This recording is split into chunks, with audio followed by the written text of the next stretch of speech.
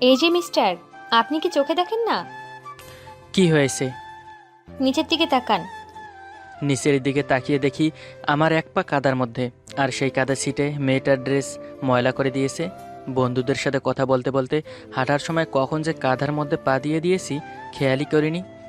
মাথা তুলে তাকালাম মেয়েটার দিকে, একটা ভেংসি দিয়ে দিল মেয়েটা, তারপর চলে গেল। একবার সরি বলার সুযোগও পেলাম না। এভাবেই মেয়েটার সাথে আমার প্রথম দেখা। ফার্ম গেটের এক ব্যস্ত রাস্তায় ভার্সিটি ভর্তির কোচিংয়ের প্রথম ক্লাস ছিল সেদিন। এই ঘটনার পর বন্ধুদেরকে বিদায় বলে কোচিং করতে গেলাম। ক্লাসে ঢুকে দেখি টিচার ভাইয়া এসে পড়েছেন, আর প্রত্যেকটা বেঞ্চ পূর্ণ। ভাইয়া আমাকে একদম পিছনের একটা বেঞ্চে যেতে বললেন, যেখানে শুধুমাত্র একটা মেয়ে বসা। পিছনে গিয়ে বসতে যাব, তখনই দেখি এই মেয়েটা হলো সেই মেয়েটা যার ড্রেস একটু আগে আমি ময়লা করে দিয়েছি। একবার মেয়েটার মুখের দিকে তাকিয়েই চুপচাপ বসে পড়লাম। ভাইয়া ক্লাসের শুরুতে নিজের পরিচয় দিলেন, এরপর একে একে সবার নাম জিজ্ঞেস করলেন, আর এভাবেই আমি জানতে পারলাম মেয়েটার নাম অহনা। ক্লাস শুরু করলেন ভাইয়া। ম্যাথ ক্লাস ছিল সেদিন, খাতায় নোট করছি। এমন সময় অহনার দিকে তাকিয়ে, একটু আগের ঘটনার জন্য সরি। ব্যাপার না, আমিও সরি। আপনি কেন সরি বলছেন? খারাপ ব্যবহার করার কারণে। না, দোষটা তো আমার। ওই বিষয় বাদ। আপনি তাহলে রাফিন? হ্যাঁ। আর আপনি অহনা? হ্যাঁ, পরিচিত হয়ে ভালো লাগলো। আমারও ভালো লাগলো। এভাবেই অহনার সাথে আমার পরিচয়। নিছক এক দুর্ঘটনার মধ্য দিয়ে অহনার সাথে পরিচয়টা খুব একটা ভালোভাবেই হয়েছিল, যার কারণে প্রতি ক্লাসেই একটা মিষ্টি হাসি বিনিময় হতো, আর সামান্য কথাবার্তা। সামান্য কি আর সামান্য থাকে, তার স্বভাব হলো ক্রমান্বয়ে বৃদ্ধি পাওয়া। এভাবেই আমাদের কথা বলার ভারও বৃদ্ধি পেতে থাকলো। তবে তা শুধুমাত্র পড়ালেখার বিষয়ে, অন্য কোনো বিষয় নয়। একজন আরেকজনকে বিভিন্নভাবে সাহায্য করার মধ্য দিয়ে ভালোই চলছিল সময়ের বয়ে চলা। একসময় পড়ালেখার সীমানা ছাপিয়ে পারিপার্শ্বিক কথাবার্তা শুরু হলো আমাদের। ফোন নাম্বারও বিনিময় হলো দুজনের মধ্যে। কোচিং না থাকার দিনগুলোতে ফোনে কথা হতো একটু আধটু। বুঝতে পারলাম আমাদের মধ্যে হয়তো বন্ধুত্বের একটা ভালো সম্পর্কের সৃষ্টি হয়ে গেছে। একদিন অহনাকে জিজ্ঞেস করে ফেললাম, আচ্ছা অহনা, আমরা কি বন্ধু হয়ে গেছি? চোখগুলো বড় বড় করে আমার দিকে তাকালো অহনা, তারপর বলল, আচ্ছা, তুমি কোন দেশের গরু আগে বলো তো? ডেনমার্ক না নিউজিল্যান্ড? আমি গরু হতে যাব কোন দুঃখে? আমি বাংলাদেশের মানুষ। তোমাকে গরু বলবো না তো কি বলবো? এতদিনও বুঝতে পারলে না যে আমরা খুব ভালো বন্ধু? এত রাগ করার কি আছে, বুঝিয়ে বললেই তো হয়। গরু যে, তাই বুঝিয়ে বলতে হয়। এই কথা বলে অহনা চলে গেল। আজকে তাহলে ভালোই রাগ উঠেছে মেয়েটার। একটা ব্যাপার আজও বুঝতে পারলাম না, মেয়েটা আমাকে গরু ডাকে কেন? গরুর প্রতি অহনার আকর্ষণ বেশি মনে হয়। পড়ালেখার ব্যাপার ব্যাপক পরিমাণে সিরিয়াস ছিল অহনা, আর আমি ছিলাম এর উল্টো। তবে ওই মেয়ের সংস্পর্শে এসে আমিও খানিকটা সিরিয়াস হয়েছিলাম। ভালোই লাগতো মেয়েটার সাথে মিশতে, অনেক সহজ সরল। ওর যে ব্যাপারটা আমাকে সবচেয়ে বেশি আকর্ষণ করতো তা হলো ওর কথা বলার ভঙ্গি। হাত নাড়িয়ে কেমন করে যেন কথা বলতো, আর আমি তার শোনা ও দেখা দুটাই একমনে চালিয়ে নিয়ে যেতাম। রিক্সা করে ঘুরতে অহনার খুব ভালো লাগতো, তাই মাঝে মাঝে ক্লাস শেষে দুজনই একসাথে ঘুরতে বের হতাম। একটা মেয়ে যে কত কথা বলতে পারে তা আপনি কখনোই বুঝতে পারবেন না যদি মেয়েটার সাথে না মেশেন। তবে অহনার কথাগুলো শুনতে ভালোই লাগতো।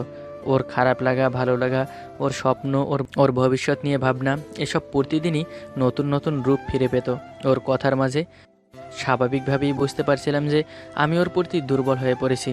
তারপরও চেয়েছিলাম এই দুর্বলতা কাটাতে, কারণ প্রেম ভালোবাসা এসবের প্রতি কখনোই কোনো আগ্রহ প্রকাশ করতে দেখিনি অহনাকে। অযথা বন্ধুত্ব নষ্ট হওয়ার সম্ভাবনা।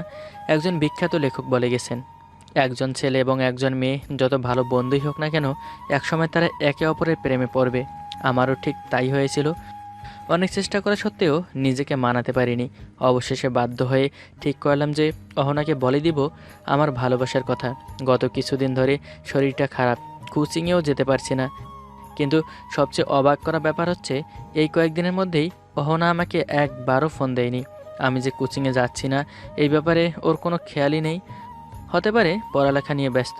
সকালে ঘুম থেকে উঠে যখন এসব ভাবছিলাম, তখনই অহনার ফোন। হ্যালো। রাফিন, তুমি কোথায়? বাসায়। প্লিজ কোচিংয়ে আসো না, তোমার সাথে জরুরি কথা আছে। প্লিজ। আচ্ছি। তাড়াতাড়ি কোনো রকমে নাস্তা খেয়ে অসুস্থ শরীরটা নিয়েই বের হলাম। ক্লাসে গিয়ে ঢুকলাম, ওইদিকে অহনার কোনো নজর নেই। কোচিং শেষে অহনার সাথে দেখা হলো। কি ব্যাপার, কি এমন জরুরি কথা বল তো? বলবো, বলবো, অবশ্যই বলবো। বল। তুমি জানো, আবির আমাকে প্রপোজ করেছে, আর আমি একসেপ্ট করেছি। কি আশ্চর্যের ব্যাপার! আমি আবিরকে পছন্দ করতাম, চেয়েছিলাম আমি আবিরকে প্রপোজ করব, অথচ আবির নিজেই করে দিল। আবির আমাকে ভালোবাসতো, তা আমি জানতাম না। তুমি আবিরকে ভালোবাসতে? কবে আবির তোমাকে প্রপোজ করলো? হ্যাঁ, কোচিংয়ের প্রথম থেকেই আবিরকে ভালো লাগতে শুরু করেছে, কিন্তু কখনো যে এই ভালো লাগা ভালোবাসায় রূপ নিয়েছে বুঝতেই পারিনি। 1 সপ্তাহ আগে আবির প্রপোজ করেছে, একদম সবার সামনে। আমাকে সারপ্রাইজ দেওয়ার জন্য এতদিন বলেনি। সত্যি অনেক বড় সারপ্রাইজ পেয়েছি অহনা। আমাদের কথার মাঝখানে আবির এসে অহনাকে নিয়ে যায়। আসলেই জীবনের সবচেয়ে বড় সারপ্রাইজ পেলাম আজকে। কিছু বলার আগেই সব এভাবে শেষ হয়ে যাবে তা কখনোই কল্পনা করিনি। আসলে মানুষ যা কল্পনা করে না তাই তার সাথে ঘটে। যত চেষ্টাই করি না কেন, অহনাকে আমি কোনো দিন বলতে পারবো না, এটা আমি ভালো করেই জানি। প্রথম ভালোবাসা কোনো দিন ভুলে থাকা যায় না। যখন অহনার কথা মনে হয় তখন কেন জানি অজান্তেই চোখটা ভিজে যায়। সব কিছুর পরও এই ভেবে আমি সুখী যে অহনা সুখে আছে এবং থাকবে। আবির যথেষ্ট ব্রিলিয়ান্ট একটা ছেলে। সবার ভাষ্যমতেও আবির অনেক ভালো একটা ছেলে। ব্রিলিয়ান্ট আর ব্রিলিয়ান্টে জুটি হয়েছে, একদম পারফেক্ট একটা জুটি। ভর্তি পরীক্ষার আর 1 মাস বাকি। এখন আর অহনার সাথে আগের মতো যোগাযোগ হয় না। অহনাও ফোন দেয় না, আমিও না। বোঝাই যাচ্ছে অহনা অনেক সুখে আছে। সুখে থাকলে বুঝি মানুষ সব কিছুই ভুলে যেতে পারে। আর আমি তো অহনার কাছে কিছুই না। যোগাযোগ না হওয়াই ভালো। দূরে থাকলে মায়া কম থাকে, আর মায়ার বাঁধন বড় শক্ত বাঁধন। সুতরাং এ মায়া না থাকাই ভালো। বেশ কিছুদিন ধরে পড়ালেখায় মনোযোগ দেওয়ার চেষ্টা করছি। যেভাবেই হোক একটা পাবলিক ভার্সিটিতে চান্স পেতেই হবে। পুরো পরিবারের আশা তো এভাবে আমি মাটির সাথে মিশিয়ে দিতে পারি না। পুরোপুরি মনোযোগ হয়তো দিতে পারি না, তবে চেষ্টা করে যাচ্ছি। আমাকে যে পারতেই হবে। অবশেষে অ্যাডমিশন টেস্ট হলো। নিজেকে আজ অনেক মুক্ত লাগছে। ভেবে ভালো লাগছে যে আমার পরিশ্রম বৃথা যায়নি। ঢাকায় কোথাও চান্স না হলেও রাজশাহী ভার্সিটিতে চান্সটা হয়ে গেল। বাসায় সবাইও খুশি। অহনা আর আবিরের খোঁজটা নেওয়া দরকার। অহনাকে ফোন দেওয়ার সুযোগ অনেক আগেই বন্ধ হয়ে গেছে। ওদের রিলেশন শুরু হওয়ার 2 মাস পর আবির অহনাকে নিষেধ করে যেন আমার সাথে কোনো প্রকার যোগাযোগ না রাখে।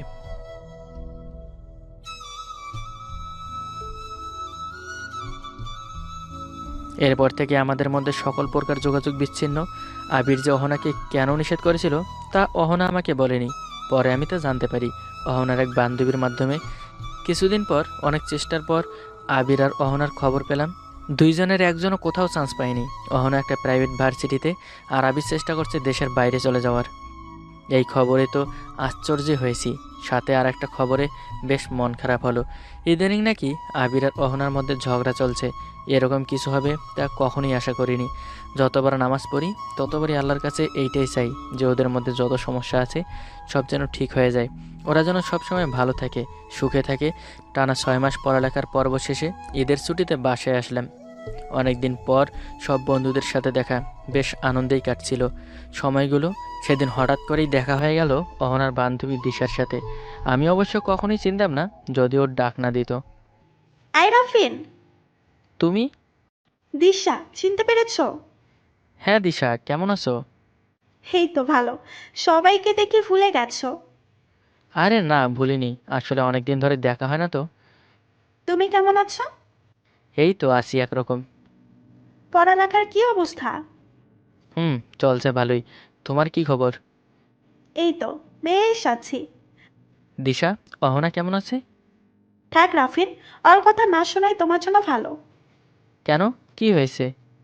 মেয়েটার সাথে কি হয়নি সেটা জিজ্ঞেস করো। প্রথমে তো ভার্সিটিতে চান্স পেল না, তারপর আবির ওকে ছেড়ে চলে যায়। দেশের বাইরে চলে যাবার পর ও অহনার সাথে কোনো যোগাযোগ করেনি, শুধু একটা মেইল করেছিল এবং বলেছে ওকে ভুলে যেতে। একটা বন্ধু এখন ওর পাশে নেই, সম্পূর্ণ একা হয়ে গেছে মেয়েটা। এখন এর অহনা আর আগের অহনা নেই রাফিন, একদম বদলে গেছে। হুম। আচ্ছা রাফিন, তুমি না অহনাকে ভালোবাসতে? হুম। এখনো ভালোবাসো? হ্যাঁ। তো বসে আছো কেন, অহনাকে বলছো না কেন? তোমার ভালোবাসার কথা। হয়তো তোমার হাত ধরেই ওর নতুন জীবন শুরু করতে পারবে। প্লিজ রাফিন। আমি অহনার সাথে দেখা করব। আচ্ছা ঠিক আছে, আমি তোমাদের দেখা করিয়ে দেব। কোথায় দেখা করবে আমি সব ঠিক করে তোমাকে জানাবো। এবার আর কোনো ভুল করো না রাফিন। না, এবার আর কোনো ভুল নয়। তুমি পারবে। আচ্ছা আমি এখন চললাম। তোমার নাম্বার আমার কাছে আছে। আমি সব জানাবো সময় মতো। ওকে, আবার দেখা হবে। কি থেকে কি হয়ে গেল, মাথায় কিচ্ছু কাজ করছে না। অনেকক্ষণ ধরে অপেক্ষা করছি। অবশেষে অপেক্ষার প্রহর শেষ হলো। দিশা আর অহনা আসলো। তোমরা কথা বলো। এই কথা বলি দিশা সরে গেল। ভালো আছো অহনা? হ্যাঁ, তুমি? মিথ্যা বলছো কেন? আমি জানি তুমি ভালো নেই। আরে না, ভালো আছি তো। আমি সব জানি। আবির তোমার সাথে এরকম করবে তা আমি কখনো স্বপ্নেও কল্পনা করিনি। তাহলে তো দেখছি সব জেনেই গেছো। দিশা যদি না বলতো তাহলে কখনোই জানতামও না। কোনো দিনও তো যোগাযোগও করনি। কোন মুখ নিয়ে যোগাযোগ করতাম? যে মুখ দিয়ে তোমার মতো ভালো বন্ধুকে দূরে সরিয়ে দিয়েছিলাম। আমি কিন্তু দূরে সরে যাইনি, তোমার পাশেই ছিলাম। কিন্তু এখন শুধু বন্ধু হয়ে নয়, আরও বেশি কিছু হয়ে তোমার পাশে থাকতে চাই। মানে? আমি তোমাকে ভালোবাসি অহনা। করুণা দেখাচ্ছ? যদি করুণা দেখাতে হতো তাহলে এতদিন ধরে ভালোবেসে আসতাম না। কি? আমি তোমাকে অনেক আগে থেকেই ভালোবাসি, একদম কোচিংয়ের শুরু থেকেই। কিন্তু তার বলার সুযোগ পাইনি। এখন সুযোগ পেয়েও আমি আবার তোমাকে হারাতে চাই না। প্লিজ অহনা। আমার ভয় করে যদি আবার কষ্ট পেতে হয়। আমাকে বিশ্বাস করতে পারো, কোনোদিন কষ্ট পাবে না। হাতে হাত রাখবে। হাতটা তো আগে বাড়াবে। এই কথা বলে হাসতে শুরু করলো অহনা। আমি অহনার হাতটা শক্ত করে ধরলাম। আর কোনোদিনও ছাড়বো না এই হাত। 5 বছর পর মায়ের রিকোয়েস্টে তার বান্ধবীর মেয়ের বিয়েতে যেতে রাজি হই। গায়ে হলুদের দিনে গিয়েছি সেখানে। রাতে যখন অনুষ্ঠান শুরু হলো, সবাই নিয়ম অনুযায়ী আনন্দ উল্লাসে মেতে উঠছিল। আমি বরাবরের মতোই অনুষ্ঠানের স্টেজের ভিতরে একপাশে একটা চেয়ারে বসে আছি। হঠাৎ একটা মেয়ের দিকে আমার চোখ আটকে যায়। মেয়েটাকে একবার দেখলে যে কারো মন ছুঁয়ে যাবে। আমার যেন তার পানে বসতি গড়তে চাইল। মেয়েটাকে দেখে মনে হচ্ছে যে সে অনেক পরিচিত। এর আগেও তার সাথে আমার অনেকবার দেখা হয়েছিল, কথাও হয়েছিল। আমি অপলক দৃষ্টিতে চেয়ে আছি তার দিকে। সেই হাসি, এই মুখ, সব মিলিয়ে যেন মনের ঝাপসা আয়নায় একটা সুখের ছবি ভেসে উঠছে। কিন্তু এই মুহূর্তে কেন জানি মনে পড়ছে না কে সে, এর আগে কোথায় দেখেছি তাকে। অযাচিতভাবেই মেয়েটি আমার দিকে হন হন করে ছুটে এসে যা বলল তার জন্য আমি মোটেও প্রস্তুত ছিলাম না। এই যে সাহেব, আপনাকে অনেকক্ষণ ধরে লক্ষ্য করছি আমার দিকে তাকিয়ে আছেন। এইরকমভাবে হাবার মতো তাকিয়ে আছেন কেন? মেয়েটার কথায় সত্যি আমি হাবলা থেকে ভ্যাবলাকান্ত হয়ে একটু ইতস্ততভাবেই বলে উঠি, আসলে আপনাকে আমার খুব পরিচিত মনে হচ্ছে। মনে হচ্ছে এর আগেও আমার আপনার সাথে দেখা ও কথা হয়েছে। শুনেন, এইরকম মেয়ে ভুলানো কথা সব ছেলেরাই বলে থাকে, কিন্তু আমাকে এইসব বলে আপনার কোনো লাভ হবে না। অন্য কাউকে এইসব শোনাবেন।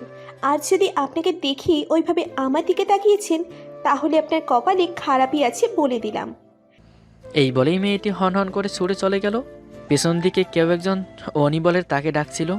অনি নামটা কোথায় যেন শুনেছি। অনেকগুলো ভাবনা তারা করছিল। তখন কাঁচা হলুদ অনুষ্ঠান থেকে সবাই চলে গেল, খেয়াল করিনি। আমি একা একা বসে সেই ঝাপসা আয়নাটা পরিষ্কার করে স্মৃতিগুলোকে পরিচ্ছন্নতায় রূপ দিতে চাইছি। কিন্তু বারবার এই একই প্রশ্ন, কোথায় দেখেছি তাকে। রাতে বিছানায় শুয়ে শুয়ে ভাবছি, কোথায় দেখেছি এই মেয়েকে। কেনই বা ওকে আমার অনেক পরিচিত মনে হচ্ছে। কোথাও শুনেছিলাম এই অনি নামটা।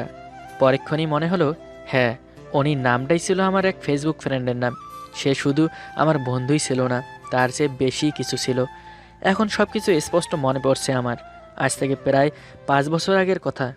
ফেসবুকে আমার একটা ভালো মেয়ে বন্ধু ছিল, যার সাথে আমার খুব ভালো সম্পর্ক গড়ে উঠেছিল। 1-1.5 ঘন্টার চ্যাটিংয়ে আর সকল অবাধ্য স্বপ্নগুলো মনের মধ্যে শীতল বাতাস বইয়ে দিত আমার। মেয়েটা ছিল বড্ড অগোছালো। মেয়েরা তো অনেক গোছালো হয়, কিন্তু অনির বেলায় তা ভিন্ন। কথাগুলো কেমন জানি অগোছালোভাবেই ফোনের স্ক্রিনে ভেসে উঠত। ধীরে ধীরে দুজনের মধ্যে বন্ধুত্বটা আরও এক ধাপ এগিয়ে গিয়েছিল। দিনের ব্যস্ততা শেষে পূর্তি রাতে অনির সাথে কথা বলে নিমিষেই কষ্টগুলো অজানাই পারি জমাতো। মেয়েটি ছিল প্রচণ্ড রকমের রাগী আমিও কোনো অংশে কম ছিলাম না, কিন্তু দুজনের রাগ চরম আকারে রূপ নেয় আগেই ক্ষান্ত হতাম। ওর প্রতিটি ব্যথা আমার কাছে বিষাদের আর্তনাদে রূপ নিত। একদিন অনির সাথে কথা হচ্ছিল, অসুস্থ শুনে অনিকে একটা ফোন দেই। কথা বলতে পারছিল না। অনির জ্বর ছিল প্রচুর। আমারও কিছু অব্যক্ত ব্যথা মনে কাড়া নাড়তে লাগলো। কিন্তু সেই মুহূর্তে অনিকে দেখার খুব ইচ্ছে জাগলো। তাকে বলতেই সে একটা ছবি দেয়, আর পরে আমিও আমার ছবি দিয়েছিলাম। ছবি দেখে মনে হলো সে অসাধারণ সুন্দর। সেই দুই চোখ কি যেন পাগল করা মায়া, স্বর্গীয় অপ্সরী মনে হচ্ছে। অবাধ্য ইচ্ছেগুলো তখন ডানা মেলে উড়তে থাকে নীল আকাশে। এদের বারণ করার সাধ্য ছিল না আমার। পরের দিন বিশেষ দরকারে ঢাকা যেতে হয় আমার। বাসায় যাওয়ার পর আমার ফোনটা খুঁজে পাচ্ছিলাম না। অনেক খোঁজাখুঁজির পর মনে হলো ফোনটা বাসেই ফেলে যাচ্ছি। কিন্তু এই ব্যস্ত শহরে সমুদ্র গর্ভ যানজটে কোথায় খুঁজবো আমার হারিয়ে যাওয়া ফোনটি? এতে যে অনির অস্তিত্বের বসবাস ছিল। আমার যে ফেসবুক আইডির ইমেল মনে নেই, তবে তার সাথে কথা বলবো কিভাবে? তবে কি অনিও হারিয়ে গেল জীবন থেকে? না, এটা হতে পারে না। ভাবতে ভাবতেই চোখের কোণ ঘেঁষে দুফোঁটা নোনা জল বেরিয়ে মাটিতে বিলীন হলো। ইমেল ভুলে যাওয়ায় আর নতুন ফোনে সেই আইডিটা অ্যাক্টিভ করতে পারলাম না। মনটাই বিষাদের মরু গড়ে উঠেছে। এভাবে চলে যায় কয়েকদিন। নতুন আইডি ওপেন করলাম, আগের সব কিছু এখানে আনলাম, কিন্তু খুঁজে পেলাম না সেই অনিকে। এভাবে চলে যায় বছর। একসময় আমি প্রবাসে চলে যাই। কর্মব্যস্ততার ফলে বাড়িতে ফোন করার সময়টুকুও পাই না। এভাবেই চলে যায় জীবন থেকে 5টি বছর। কাঁচা হলুদ স্টেজের এক কোণে বসে ভাবছি। ভাবনার ঘোর কিন্তু এখনো মনে মেঘের ভেলার মতো উঠছে। আনমনে প্রশ্ন ঝড় বইছে। সেও তো আমার ছবি দেখেছিল, তাহলে আমায় চিনতে পারেনি কেন? নাকি এখন অন্য কারো জীবনে সে আষ্টে পৃষ্ঠে বেঁধে পড়ে গেছে? তাও ভাবনাগুলো রাতের অন্ধকারে সন্ধি বিচ্ছেদ করে সেই স্নিগ্ধ সকালের মুখ দেখতে পেলাম। প্রস্তুতি পর্ব সেরে শুধু অনির সামনে গিয়ে দাঁড়ানোর প্রহর গুনতে লাগলাম। বিয়ের দিন ওকে শুধু আড়াল থেকে দেখে যাচ্ছি। যখনই সে পিছনে ফিরে তাকাচ্ছে, নানাভাবে ওর দৃষ্টির আড়াল হতে ব্যর্থ প্রচেষ্টা চালিয়ে যাচ্ছি। কিন্তু বেশিক্ষণ স্থায়িত্ব লাভ করলো না এই লুকোচুরি খেলা। একসময় বিয়ের কাজ সম্পন্ন হয়ে যায়, সবাই যার যার গন্তব্যে ফিরে যায়। রাত তখন 10টা। আমি ছাদে উঠে ছাদের আলোয় অন্ধকার রাত্রি দেখছি। অযাচিতভাবে সেখানে অনির উপস্থিতি উপলব্ধি করলাম। সে বরাবরের মতো এবারও রাগী কণ্ঠে বলল, এই মিস্টার, আপনার কি সমস্যা শুনি? না, কোনো সমস্যা নেই। তাহলে এভাবে লুকিয়ে লুকিয়ে আমায় তখন দেখছিলেন কেন? আমি এই সুযোগটা হাতছাড়া করলাম না। বলতে লাগলাম, তুমি যে আমার খুব কাছের লোক, যাকে এই 5টি বছর ধরে বুকে লালন করে আছি, যার জন্য মনে একটা ছোট্ট কুটিরে স্থাপনা করেছিলাম, মনের হাহাকারগুলো শোনাবো বলে। কত নির্ঘুম রাত্রি যাপন করেছিলাম। রংমাখা স্বপ্নগুলো কতদিন আকাশের ওই সুখী তারাগুলোর সাথে সখ্য করেছে, তা গুনে গুনে ভুল করেছি। মনে পড়ে কোনো দিন কাউকে বলেছিলে পায়রারা নাকি সুখের প্রতিচ্ছবি। মাছচুর বিড়াল বলে কাউকে ডেকেছিলে? মনে করে দেখো, কোনো একদিন কাউকে বলেছিলে কি আমরা যতই দূরে থাকি না কেন, তবুও তোমার কাছে দূর মনে হতো না? আমরা যে একই আকাশের নিচে বসবাস করি, এই কথাটি কি মনে পড়ে? কোনো একদিন কারো সাদা শার্টের গন্ধে মাতাল হওয়ার ইচ্ছে জানিয়েছিলে? তবে জেনে রাখো, সেই সে, এই আমি, যার স্বপ্নগুলো হারিয়ে গিয়েছিল ফোন হারানোর সাথে সাথে। তোমাকে দেখার পর থেকে আমারও কেমন জানি মনটা শুধু পিছনে যেতে চাইছিল, কিন্তু তোমার এই মুখ ভর্তি দাড়ি গোঁফ সব ভুলিয়ে দিচ্ছিল আমায়। জিজ্ঞেস করিনি যদি ভুল হয়। তোমার অপেক্ষায় ছিলাম আর মনকে মানিয়ে নিয়েছিলাম তুমি ফিরবে বলে। তবে এতদিন কোথায় ছিলে তুমি? তোমার ঠিকানা জানা থাকলে ঠিকই তোমায় খোঁজ নিতাম, কিন্তু তুমি আমার ঠিকানা জানতে, তবে কেন খোঁজ নাওনি? অনিকে সব বুঝিয়ে বলতে লাগলাম। এবার অনির চোখে অশ্রুজল ধীরমান বইতে লাগলো। অনুর গাল বেয়ে অঝোর ধারায় ঝর্ণার ধারার ন্যায় ওর কষ্টের জল ঝরে পড়ছে। কথাগুলো শেষ হওয়ার আগেই সে আমায় জাপটে ধরে বলে ওঠে, তুমি সেই রাত্রির বর। আমার পরনে তখন ছিল শার্টটা। ওর কান্নায় সাদা শার্টটা নিজের রং হারিয়ে ওর কষ্টের নীল রঙের কান্নার রূপে নীল হতে চাইল। নির্হারা দুটি পাখি খুঁজে পেল তার সুখের ঠিকানা। আবার হলো নতুন শুরু। তবে এবার আর হারিয়ে যাওয়ার ভয় নেই। সোজা সেই কুটিরের মালকিন হয়ে ঘরে উঠতে হবে যে মেয়েটিকে। এই আমি ভুল করলে না হয় আবেগে তোমায় জড়িয়ে ধরে কান্না শুরু করেছি। কিন্তু তুমি কেন আমায় স্পর্শ করছো? কি অধিকার আছে তোমার? তোমারও কোনো অধিকার দেইনি সেই মুহূর্তে, তবে কেন তুমি আমায়? একটু মৃদু হাসি ঠোঁটে এঁকে বললাম, ভুল হয়ে গেছে, তবে এবার দাও সেই অধিকারটুকু। হয়েছে, আর ন্যাকামো ছাড়ো এবার। হাতটা ধরো একবার। বলছি শোনো এবার, ভালোবাসি তোমায়। আর ওর দুটি হাত ধরে আবারও বলতে থাকি, ধনী ভালোবাসি তোমায়। আমিও তোমায় ভালোবাসি। কারো হাতের কোমল স্পর্শে ঘুম ভেঙে জেগে উঠছি। তার মানে এতক্ষণ ঋতু স্বপ্নের মাঝে কান্নাকাটি করছে। মুন্নি দাঁড়িয়ে আছে আমার সামনে, তার পরনে কালো শাড়ি, সাদা ডাক্তারি অ্যাপ্রন। আশ্চর্য, মুন্নি শাড়ি পেল কিভাবে? রাতের আধারে তো সে ত্রিপিস পরনে ছিল, কিন্তু এখন শাড়ি দেখছি কেন? রাতের জ্বরের মধ্যে কি ভুল দেখেছি, নাকি এখন ভুল দেখছি? কেমন আছো তুমি? ভালো না। কেন, কি হয়েছে? জ্বর এসেছে ভালো কথা, কিন্তু জ্বরের মধ্যে সব উল্টাপাল্টা দেখছি, এটার মানে কি? কি এমন দেখছো তুমি? রাতে তোমার পরনে দেখলাম থ্রি পিস, একটু আগে ঋতু এসে মরা কান্না করলো, এখন দেখি তোমার পরনে কালা শাড়ি। শোনো, রাত্রে আমার পরনে 3 পিস ছিল। আমার বাসা হচ্ছে গোয়ালখালী। এই ধরো হাসপাতাল থেকে 7-8 মিনিট লাগবে যেতে।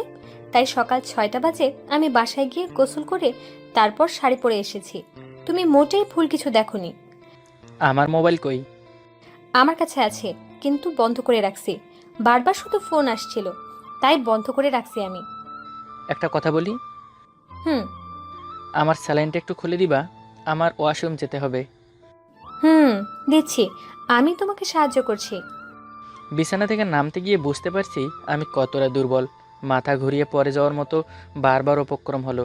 ডাক্তারের কাঁধে ডান হাত দিয়ে ভর দিয়ে চললাম। বিদেশি কোনো একটা পারফিউমের ঘ্রাণ নাকে এসে লাগছে, মিষ্টি একটা গন্ধ।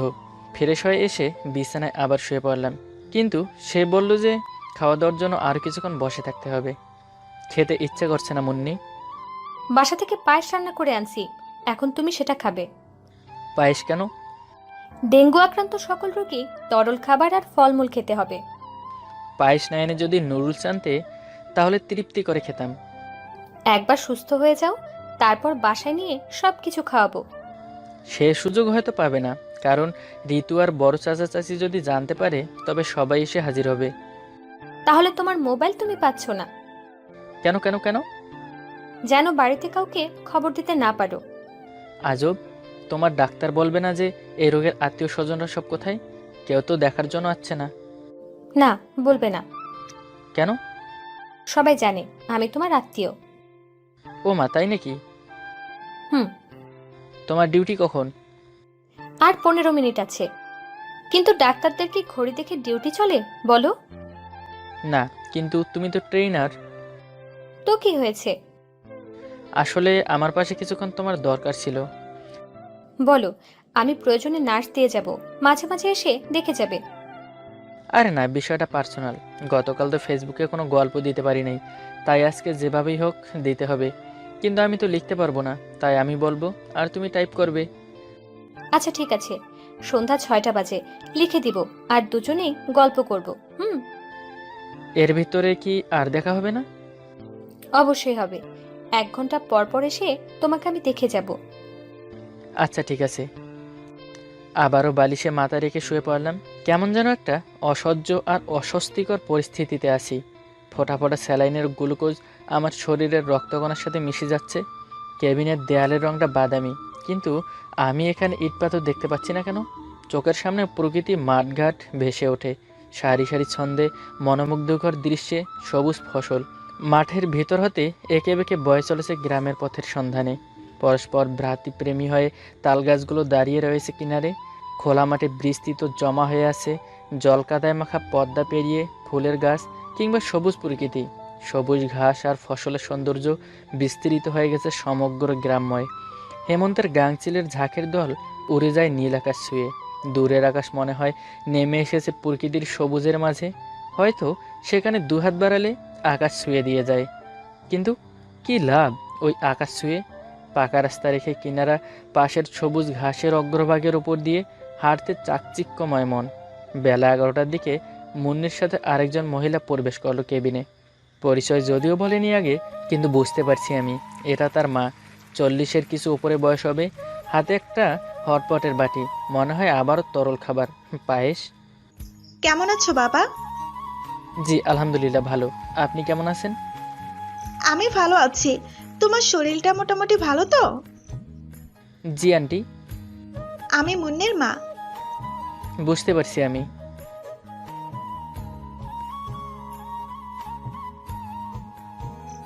আচ্ছা ঠিক আছে, যা। গতকাল বিকেলে আমি এসেছিলাম, কিন্তু তুমি তখন অজ্ঞান ছিলে। মুন্নি বলছে আমাকে। আমার মেয়েটা বড় পাগলি টাইপের বাবা। ওর বাবাকে খুব বেশি ভালোবাসতো।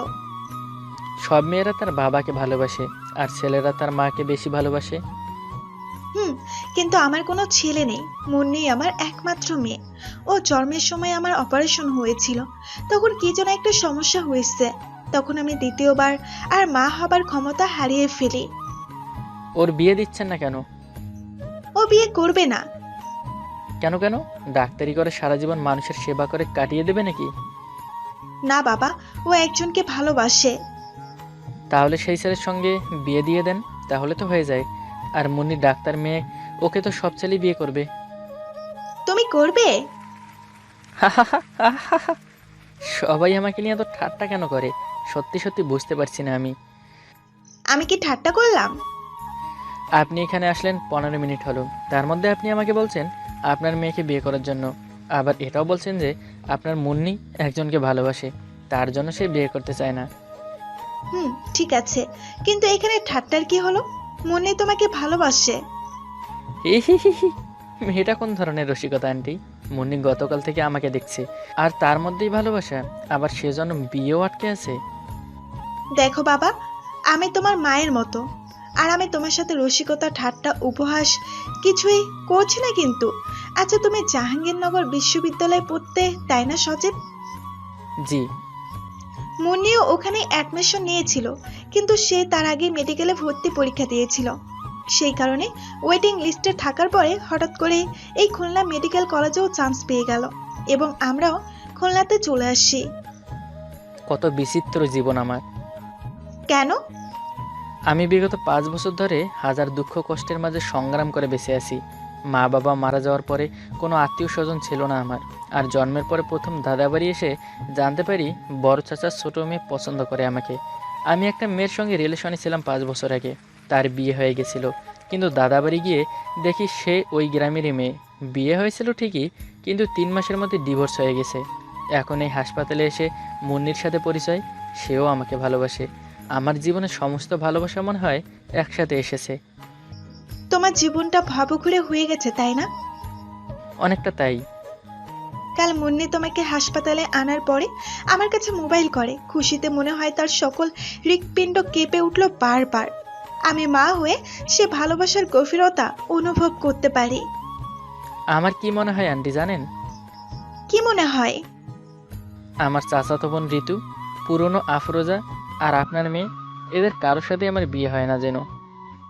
কেন? জানি না আমি। দুনিয়াতে খুব অল্প কিছু মানুষ আছে একান্তই আলাদা, নক্ষত্রের মতো, যারা কিন্তু আসলেই আলাদা ও নিরীহ। তারা হাজার সাধন করে সারা জীবনেও কারো কাছে পরম আপন হতে পারে না। অসংজ্ঞায়িত, অবজ্ঞায় তাদের কেউই বোঝে না ধরণীতে। তাই তো এই দুনিয়ায় তাদের সব থেকেও আসলে শূন্যতা ছাড়া কিছুই থাকে না। তারা একা আসে ছায়া নিয়ে, একা ঘুরে ছায়া হয়ে, কিন্তু একাই থাকে চিরতরে। বেলা শেষে একাই যথেষ্ট বিভোরে চলে যায়। তাদের জীবনে কিছু মানুষ আসে যারা সামান্য সময়ের জন্য পাশে থাকার প্রতিশ্রুতি দেয়, কিন্তু আকাশের সাদা মেঘের মতো অচিরেই হারিয়ে যায়। যেটা বুঝতে পারা যায় না, কিন্তু নিঃশ্বাসের শব্দে অনুভব করা যায়। তুমি সত্যি সত্যি একজন সাহিত্যক। হা হা হা। কেন আন্টি? কত সুন্দর গুছিয়ে কথা বলো, আর নিজের অনুভূতি প্রকাশ করো। তাই? হুম। আচ্ছা বাবা, আমি এখন আসি তাহলে। বিকেলে এসে আরেকবার দেখে যাব। আপনার শুধু শুধু কষ্ট করতে হবে না, আর মুন্নি তো আছেই এখানে। তবুও। আচ্ছা ঠিক আছে, আসিয়েন। একটা নার্স এসে নাপা এক্সট্রা ফিংস 20 আর 1 মগ খাবার স্যালাইন দিয়ে গেল। আমি খেয়ে নিলাম। ডেঙ্গু হয়েছে, কিন্তু বমি ভাবটা নেই, তাই শরীরটা মোটামুটি ভালো লাগছে। আমি আছি কেবিনের মধ্যে, না হলে বেডে থাকলে হয়তো চারপাশে অসংখ্য মুমূর্ষু অসুস্থ আর অসহায় মানুষ দেখতে পারতাম। সারাদিন ভাবনা চিন্তা করে কেটে গেল। মুন্নি একটু আগে বাসায় গিয়েছে। আন্টি এসেছিল আবার, তার সাথে চলে গেছে, আর বলেছে গোসল করেই সে তাড়াতাড়ি চলে আসবে। কিন্তু আসার সময় চিরপরিচিত তরল খাবার পায়েস নিয়ে আসবে, তাতে কোনো সন্দেহ নেই আমার। 7:30 বাজে মুন্নি আসলো। হাতে লাগানো গোলগোল স্যালাইন শেষ হয়েছে কিছুক্ষণ আগে। আজ আর দিবে না, কারণ গতকাল অসুস্থ ছিলাম বেশি, তাই একটার পরে একটা চলেছে, যেন শরীরে রক্ত জমাট হয়ে না যায়। তাড়াতাড়ি পায়েসটা শেষ করো, আমার প্রচুর ঘুম পাচ্ছে। তোমাকে ওষুধ খাওয়ানোর পরে আমি ঘুমাবো। বাসায় গিয়ে? পাগল নাকি তুমি?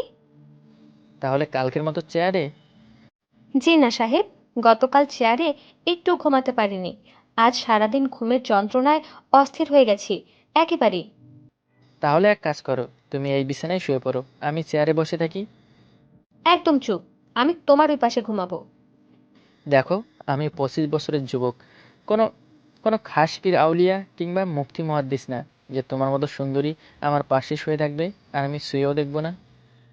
সে সুযোগ তুমি চাইলেও পাচ্ছ না সাহেব। মানে কি? তোমাকে ঘুমের ওষুধ দিয়ে ঘুম পাড়ানো হবে। কি সাংঘাতিক কথাবার্তা! হুম, কি মনে হয়? সেদিনের সেই কথা মনে পড়লো। কোন কথা? তুমি যেভাবে মেসেঞ্জারে আমার নাম্বার চাইলে। ভয় পাচ্ছ কেন? ঘুমের ওষুধ দেব না। কেবিনের দরজা বন্ধ করে মুন্নি সত্যি সত্যি আমার বিছানায় জায়গা করেছে দেখছি। অবাক হচ্ছি আমি, তবুও কিছু বললাম না আমি। আমার মুখের সামনে একটা মাছি উঠছে, এখন মাছির কী কাজ সেটাই বুঝতে পারছি না। আমি কি আজব! একটু পরে মুন্নি মশারি টানিয়ে দিল, কারণ ডেঙ্গু আক্রান্ত রোগীকে যে মশা কামড়াবে সেই সাধারণ মশাও ডেঙ্গু বহন করে। শুয়ে শুয়ে আমি গল্প বলছি, আর মুন্নি সেটা লিখছে। প্রায় 1.5 ঘন্টা বসে গল্পটা শেষ হয়েছে, কিন্তু এতক্ষণ মুন্নির মোবাইল টাইপ করছে। আমার ফোন আমি আর হাতে পাইনি। জোর করে নিতেও ইচ্ছে করছে না। ভাবছি কিছুটা সময় তার শাসনে যদি চলি তাহলে মন্দ কি। মেয়েরা গোছানো মানুষ পছন্দ করে না, মেয়েরা পছন্দ করে অগোছালো মানুষ। রোদন ভরা এ বসন্তে কিছু কিছু অতৃপ্ত রসনায় মানুষ সত্যি খুব অসহায়, করুণ। দুনিয়াতে সারা জীবন তাদের ভালো লাগা মন্দ লাগা ক্লান্ত কথা ব্যথা বেদনাগুলো বলার মতো কেউ থাকে না। আগ্রহ নিয়ে কেউ শোনে না। তাদের কিছু অব্যক্ত কথা মনের গভীরেই রয়ে যায়, আর কিছু কিছু স্মৃতি একসময় পরিণত হয় দীর্ঘশ্বাসে। মধ্যবিত্ত পরিবারের মানুষগুলোই ধরনের আসল রূপ দেখতে পায়। চোখ বন্ধ করে শুয়ে আছি, কারণ এক নাগারে কিছু বকবক করে ক্লান্ত মনে হচ্ছে। ঋতুর কথা মনে পড়লো আমার। তার সাথে এমনি করে পাশাপাশি শুয়েছিলাম। সে অনেকটা শক্ত করে জড়িয়ে ধরেছিল এই ক্যাকটাসটাকে ভালোবেসে। তার সেই নিষ্পাপ মিস্টিরিয়াস হাসি মাখানো পরম ভালোবাসা অগ্রাহ্য করার ক্ষমতা ছিল না আমার। কিন্তু বাস্তবতার ক্ষেত্রে আমি ঋতুর হাতে বিচ্ছিন্ন হতে চাই। একটি মেয়ে খুব সহজেই কাটতে পারে, কারণ তার মাঝে মাঝেই একটু কষ্ট পেয়ে কেঁদে অভ্যস্ত। কিন্তু একটি ছেলে তখনই কাঁদে যখন সে তার কষ্টকে ধরে রাখতে পারে না। ওই মুহূর্তে তার কান্নাটা এতটাই তীব্র হয় যে পৃথিবীর সমস্ত সুখও যদি এনে দেওয়া হয়, কারও ক্ষমতা নেই সেই কান্নাটুকু থামানোর। বুকের ওপর মুন্নির হাতের স্পর্শ টের পাচ্ছি। আমার মশারির ওপরে একটা চাদর দেওয়া হয়েছে, যেন ওই বাতির আলো সরাসরি মুখে না লাগে। এটা মুন্নির বুদ্ধি। ঘুমিয়ে গেছো তুমি? না, বলো। কেমন লাগছে এখন? অনেক ভালো। আমার দিকে তাকাও। বলো। শক্ত করে জড়িয়ে ধরবে? আর কত নিজেকে কন্ট্রোল করবে মুন্নি? আমি তো অসুস্থ, শুধু শুধু কেন ঘুমন্ত শরীরে নাড়া দিচ্ছ? একদম চুপ করো। মনের মধ্যে শয়তানি বুদ্ধি ছাড়া আর তো কিচ্ছু নেই মনে হয়। ওই আমি খুব ভালো ছেলে, 5 ওয়াক্ত নামাজ পড়ি আমি। এখন জ্বর, তাই পড়তে পারি না। তাহলে দাড়ি কাটো কেন? কিছুদিন পর রেখে দিব। তার আগে যদি মরে যাও? আমি চুপচাপ। আমার ডান হাতে ক্যানেলের সুইচ গাম টেপ দিয়ে আটকানো আছে, তাই মুন্নি আমার বাম পাশে শুয়ে আছে। আমি এখন পৃথিবীর সকল রোমাঞ্চকর কথা মনে করার চেষ্টা করছি। আফরোজার স্মৃতি বিজড়িত মুহূর্ত, ঋতুর নিষ্পাপ কণ্ঠে কান্না জড়িত ভালোবাসা, সেই জ্যোৎস্না রাতের আধারে প্রকৃতির মাঝে দাঁড়িয়ে বলা আমার সত্য মিথ্যা প্রতিশ্রুতি, সবকিছু এক এক করে ভেসে আসে চোখে। আচ্ছা, মুন্নি যদি জানতে পারে ওর পাশে একই কম্বলের নিচে শুয়ে আমি তাদের কথা চিন্তা করছি, তাহলে কি সে খুব বেশি রাগ করবে? গভীর রাতে হঠাৎ করে ঘুম ভেঙে গেল। অনুভব করছি মুন্নি শক্ত করে জড়িয়ে ধরে আছে। আমি দুর্বল শরীর নিয়ে অসহায়। ভাবলাম সে কি সত্যি সত্যি সারা রাত ঘুমাতে পারবে। একবার ইচ্ছে হলো তাকে ডেকে দুজনে গল্প করব, কিন্তু আবার ইচ্ছাটা নিভিয়ে ফেলি। থাক না, দুজনের অনুভূতি নিস্তব্ধ রাতের মতো করে। সে হয়তো জানে না আমি জেগে উঠছি, আর আমিও তো জানি না সে কি জেগে আছে। নাকি ঘুমের ভিতরে আমাকে কোলবালিশ বানাচ্ছে? এই প্রশ্নের জবাবগুলো থাক না অজানা, তাতে তো আর খুব বেশি ক্ষতি নেই।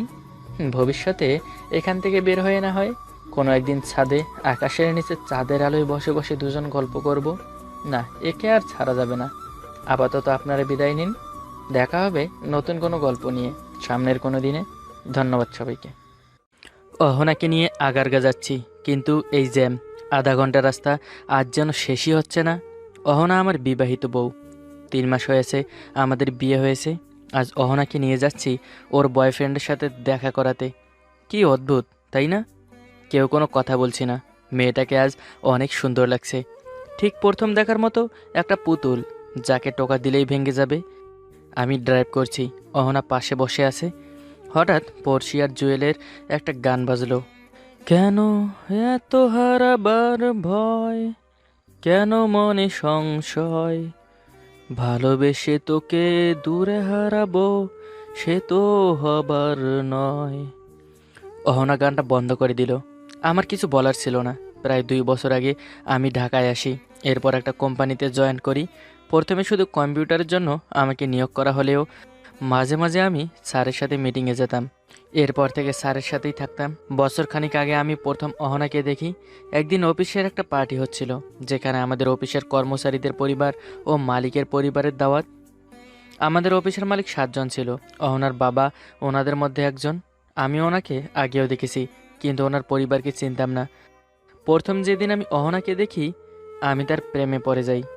আমি কেন, যে দেখবেই সেই প্রেমে পড়ে যাবে, ঠিক যেন একটা পুতুল। ওর সামনে সব যেন তুচ্ছ। পার্টিটা আমার দায়িত্বেই ছিল, তাই আমাকে সব দিক সামলাতে হচ্ছিল। সেদিন আমাদের প্রায় 5 জনকে প্রমোশন দেওয়া হলো। তার মধ্যে আমার ছিল সবচেয়ে বড় প্রমোশন, সাথে নতুন কিছু দায়িত্ব। আমার এক বস বলল, সিমেল, লেটস এনজয়। আরেকজন বলল, স্যার ও ড্রিঙ্ক তো অনেক দূরের কথা, সিগারেটও খায় না। স্যার বলল, নট ব্যাড সিমেল। আমি সব জায়গা ঘুরে সবার খোঁজ খবর নিচ্ছিলাম। অহনাকে দেখলাম মন খারাপ করে আছে। আসসালামু আলাইকুম। আসসালামু আলাইকুম। মন খারাপ? হ্যাঁ, আপনি তো দেখছি ভালোই মন পড়তে পারেন। আপনাকে শুভেচ্ছা প্রমোশনের জন্য। তা সবাই এনজয় করছে, হ্যাঁ, আপনি এখানে কেন? আপনাকে দেখতে এলাম। আপনি মন খারাপ করে আছেন তো, তাই। একটু প্রফেশনাল থেকে পার্সোনাল হয়ে যাচ্ছে না? আপনি কি বিরক্ত হচ্ছেন? আমি অপরিচিত মানুষের সাথে কথা বলা পছন্দ করি না। আমি আন্তরিকভাবে দুঃখিত, তবে খারাপ উদ্দেশ্য নিয়ে আসিনি। আমি আপনার মতো মন পড়তে পারি না। আমাকে একা থাকতে দিলে খুশি হব। আমি আর কিছু না বলে চলে আসলাম। হাজার হলেও উনি আমার মালিকের মেয়ে।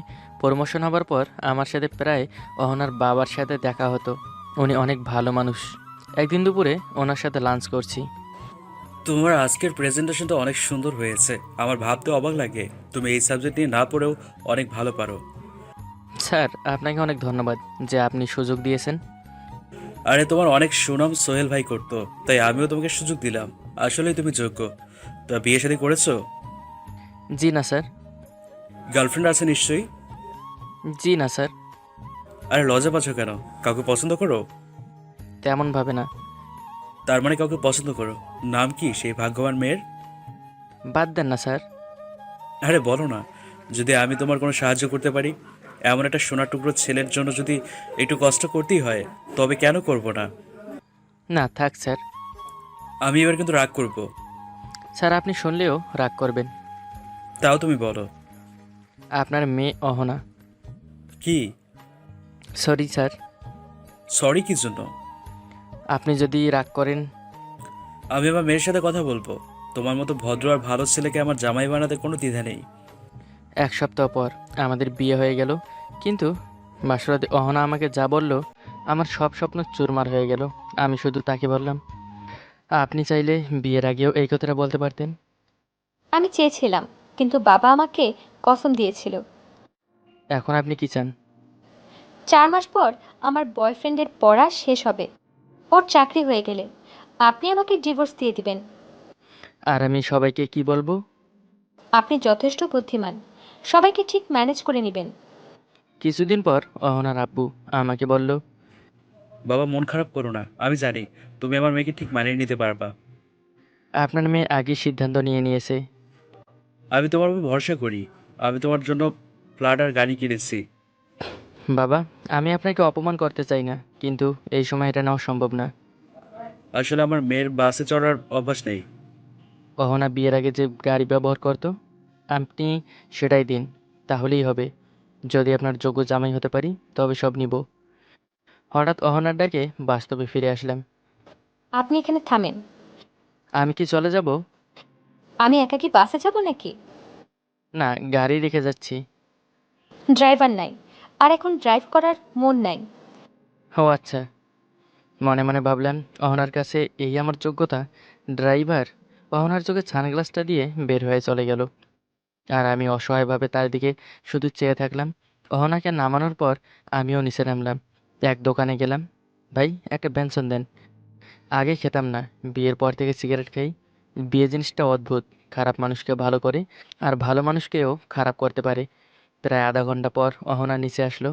আজ আমি ছেলেটাকেও দেখলাম, ছেলেটাও অনেক সুন্দর। তার উপর অহনা বলেছিল সে নাকি বুয়েটে পড়ে। অহনাকে নিয়ে আমি বাড়ি ফিরে আসি। সেদিন রাতে আমি বারান্দায় বসে বসে ভাবছি, আমি আমার বউকে অন্য ছেলের হাতে তুলে দিচ্ছি। এটা কি ঠিক করছি?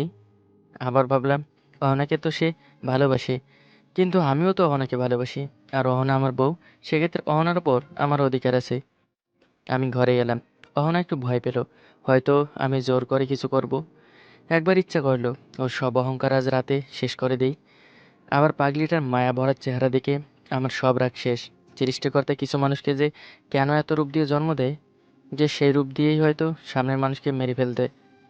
আচ্ছা, তুমি তো আর 3 মাস পর আমার সাথে থাকার পর চলে যাবা, তাই না? আচ্ছা বলো তো, এই 3 মাস আমি কি তোমার সাথে খারাপ ব্যবহার করেছি?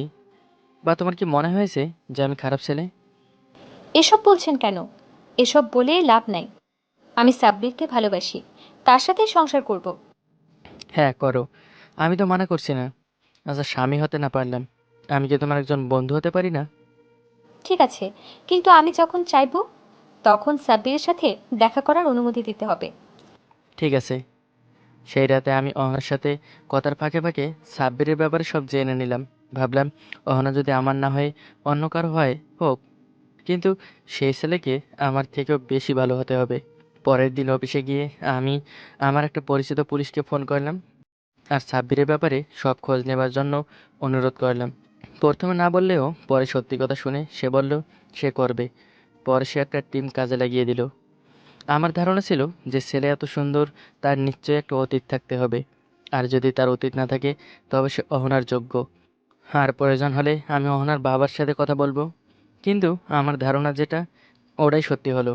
এর আগেও সে অনেক মেয়ের সাথে সম্পর্ক করেছে, এমনকি এক মেয়ের পেটে বাচ্চাও চলে আসে। এসব শোনার পর আবেগে আমি একটা ভুল করে ফেলি। আর সে ভুল হলো, আমি অহনাকে সব কথা বলে ফেলি। আর অহনা আমাকে ভুল বুঝে বাবার বাসায় চলে গেল। আমার আর কিছুই করার নেই। মিথ্যা অভিনয়ের কাছে সত্যি ভালোবাসাটা আজ হেরে গেল। অফিস থেকে আজ সন্ধ্যায় বাড়ি ফিরলাম। আজ কেমন জানি বাড়িটা ফাঁকা ফাঁকা লাগছে। বাড়িতে শুধু আমি আর একটা জ্বলন্ত ধোঁয়া। পরের দিন আমি অফিস গেলাম। আমাকে বিকেলে অফিস থেকে বস, মানে আমার শ্বশুর ফোন করলো। অফিস আসেনি কেন? আপনি তো সবই জানেন। এই পৃথিবী তুমি প্রথম পুরুষ না যে তোমার বউ তোমার উপর রাগ করে বাবার বাড়ি গেছে। রাগ করে গেছে, কিছুদিন থাক, রাগ কমলে ফিরে যাবে। সে আর ফিরবে না। এত সহজে হার মানার ছেলে তো তুমি না। এক কাজ করো, সামনের সপ্তাহে আমাদের চট্টগ্রামে যে মিটিং আছে সেটার দায়িত্ব শুধু তোমার উপর। কিন্তু এই অবস্থায়? এই জন্য তোমাকে দিচ্ছি, কাল অফিসে এসে সব কাজ বুঝে নাও। কিন্তু। That's my order. জি আচ্ছা। পরের দিন থেকে আমার ওপরে এত কাজের চাপ পড়ে গেল যে কি বলবো। অফিস থেকে বাসায় এসেও রাত 2-3টা পর্যন্ত কাজ করতাম। সারা বাড়ি শুধু ব্যঞ্জনের প্যাকেট আর চুহট্টি। এই 7 দিনে মনে হয় 500 সিগারেট খেয়েছি। কেমন জানি নেশায় পড়ে গেছি। যা হোক, বাড়ি ওভাবেই ফেলে রেখে আমি অফিস গেলাম। ওখান থেকে অফিসের গাড়িতে সোজা চট্টগ্রাম। 1 সপ্তাহ অনেক কাজ করার পর আমাদের কাজ শেষ হলো। আমি ঢাকা যাবার উদ্দেশ্যে ব্যাগ গোছাতে শুরু করলাম। আমার অফিসের একজন এসে বলল, স্যার, একটা অনুরোধ ছিল। জি বলেন। এখানে অনেক বড় মেলা বসেছে। স্যার, আমরা আজ না গিয়ে কালকে যাই। স্যার, আচ্ছা ঠিক আছে, যান। আপনিও চলেন স্যার, আমাদের অনেক ভালো লাগবে। না, আপনারা যান, আমার কাজ আছে। চলেন না স্যার, প্লিজ। ঠিক আছে চলেন। মেলাটা অনেক সুন্দর লাগলো। সবাই সব কিছু কিনলো বউ বাচ্চার জন্য, কিন্তু আমার তো কেউ নাই। তখন একজন বলল, স্যার এই ড্রেসটা কিনেন, ম্যাডামের এই ড্রেসটা অনেক পছন্দের। আমি জানি স্যার। ঠিক আছে কিনে নেন। পরের দিন আমরা ঢাকায় পৌঁছে গেলাম, সবাই খুশি, শুধু আমি ছাড়া। আমি বাড়ি গিয়ে তালা খুলে সোজা নিজের ঘরে গেলাম। লাইট জ্বালিয়ে দেখলাম ঘরটা গোছানো। ভাবলাম হয়তো কাজের মেয়ে এসে গুছিয়েছে। যখন অহনা ছিল, কাজের মেয়ের বেডরুমে এসে ঘর গোছানো নিষিদ্ধ ছিল। কেন জানি না, হয়তো আমার আর অহনার সম্পর্কের কথা জেনে যাবে এজন্য। কিন্তু এখন তো অহনা নাই, তাই আর জানার কিছু বাকি নাই। আমি ক্লান্ত ছিলাম, ওভাবেই ঘুমিয়ে গেলাম। ঘুমের মধ্যে মনে হলো কেউ আমার উপর কাঁথা দিচ্ছে। আমি খপ করে হাতটা ধরে ফেললাম। চোখ খুলে দেখি অহনা। আমি অহনাকে দেখে শক খেলাম, আর সেও ভয় খেলো, কারণ অন্ধকারাতে এভাবে তার হাত ধরে নিয়েছি। আমি লাইট জ্বালিয়ে হাত ছেড়ে দিলাম। তুমি এখানে কখন আসলা? ফোন তো করনি। কাল এসেছি। আপনার তো কালকে আসার কথা ছিল। হ্যাঁ, সবাই ঘুরতে চাইলো তাই আজকে আসলাম, কিন্তু তুমি? কেন, আমাকে দেখে আপনি খুশি হননি নাকি? নাকি এই কয়েকদিনে দ্বিতীয় বইয়ের ব্যবস্থা হয়ে গেছে? বলা যায় না, এত বড় চাকরি করেন, কত মেয়ে আসে। যা বাবা, তোমাকে কি তোমার বাবা জোর করে আমার কাছে পাঠিয়েছে? ভয় নেই, সাব্বিরের কাছে যেহেতু তুমি যেতে চাও, সে ব্যবস্থা আমি করে দিব। ওই কুত্তার বাচ্চার কথা আপনি আর মুখে নেবেন না। এই বলে অহনা আমাকে জড়িয়ে কাঁদতে শুরু করলো। কি হয়েছে বলবা তো, কাঁদছো কেন? আপনার থেকে যাবার পর আমি অনেক কাঁদি। কেন কাঁদি জানেন না? অনেক দিন আমি কারোর সাথেই কথা বলিনি। একদিন বাবা আমাকে বলল, সাব্বির যদি ঠিক ছেলে হয়, মানে আপনি যা বলছেন ওগুলো যদি মিথ্যে হয়, তাহলে বাবা আপনার কাছ থেকে তালাক নিয়ে সাব্বিরকে জামাই মেনে নেবে। কিন্তু সাব্বিরকে একটা পরীক্ষা দিতে হবে। পরীক্ষাটা এরকম, পরীক্ষা অনুযায়ী অহনা মিথ্যা করে শুধু একটা ব্যাগ নিয়ে বাসা থেকে পালিয়ে যায়। তারপর সাব্বিরকে বলে সে বাড়ি থেকে পালিয়ে এসেছে, তার বাবা তাকে মেনে নেবে না, তাই সাব্বিরের কাছে চলে এসেছে। জবাবে সাব্বির বলে, অহনা, ঠিক আছে, কিন্তু তুমি কি কথা মতো 50 লক্ষ টাকা নিয়ে এসেছো? না, আমি নিয়ে আসিনি। আর তোমার ব্যাংকে যে 2 কোটি টাকা ছিল ওগুলো? বাবা ওই টাকাও ব্যাংকে ফোন করে বন্ধ করে দিয়েছে। এখন আমি ওই টাকা তুলতে পারবো না। তার মানে তুমি খালি হাতে এসেছো? তুমি কি আমাকে ভালোবাসো না? ভালোবাসায় পেট ভরে না। আমি চাকরি করব, আর তুমি তো একজন ইঞ্জিনিয়ার। হ্যাঁ, আমি একজন বইটের ইঞ্জিনিয়ার। আমার দাম অনেক, অনেক কোটিপতি মেয়ে আমাকে বিয়ে করবে। তাহলে তোমার মতো এক বোজাকে কেন বিয়ে করতে যাব, যার শুধু শরীরটা পাবো, টাকা পাবো না? কি বলো এসব? তুমি কি শুধু আমার টাকাটাকেই ভালোবাসো? তো তোমার কি মনে হয়, তোমার থেকে আগে আমি যাকে প্রেম করতাম সে কি কম সুন্দরী? তুমি তো আমাকে ছুতেও দাও না, সে তো আমাকে বিছানায় পর্যন্ত নিয়ে গেছে। কিন্তু যখন জানলাম তোমার বাবার অনেক টাকা, তার উপর তুমি একটা মেয়ে, তখন বলো কিভাবে এই সুযোগ ছাড়ি? কি? এরপর অহনা একটা চর মারে সাব্বিরকে। সাব্বির অহনার হাত ধরতেই পিছন থেকে পুলিশ এসে সাব্বিরকে ধরে নিয়ে যায়। এবার বল, আমার চয়েস ভালো নাকি তোর? আমার অনেক বড় ভুল হয়ে গেছে বাবা, কিন্তু শান্ত কি আমাকে এখন মেনে নিবে? তুই বাড়ি চলে যা, বাকিটা আমি দেখে নেব। কথাগুলো বলতে বলতে অহনা আমার বুকে কাঁদতে শুরু করলো। কাঁদছো কেন পাগলি? আমাকে মাফ করে দেন। আমি আপনাকে অনেক কষ্ট দিয়েছি, আর জীবনেও আপনাকে কষ্ট দেব না। আচ্ছা ঠিক আছে, এবার অনেক রাত হয়েছে, ঘুমাতে যাও। কেন? আপনার বউকে বুঝি খুব বোরিং লাগে? এত একটা সুন্দর বউ বোরিং লাগবে কেন? তাহলে এত দূরে রেখেছেন কেন? না, ভাবছি আমার পুতুল বউটা যদি ভেঙে যায়। অহনা আর কিছু বলল না, লাইট অফ করে দিল।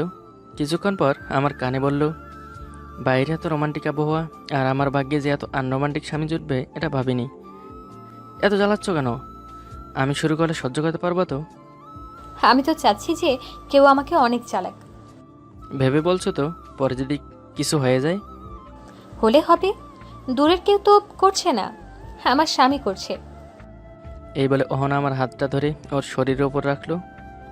আজ থেকে আমি তোমার, শুধুই তোমার।